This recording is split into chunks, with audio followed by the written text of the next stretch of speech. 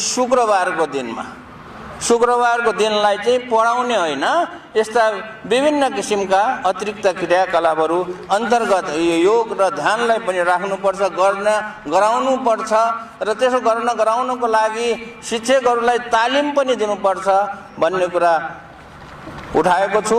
विज्ञान, आधुनिक विज्ञान, खास गरी आधुनिक विज्ञान र प्रविधिको विकासको क्रममा हामी चाहिँ धेरै पछि पर्यौं।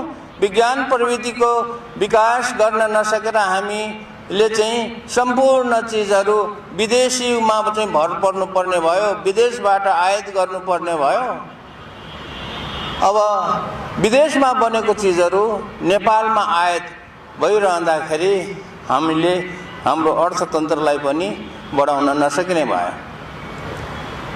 त्यसैले यो जुन छ ध्यान, योग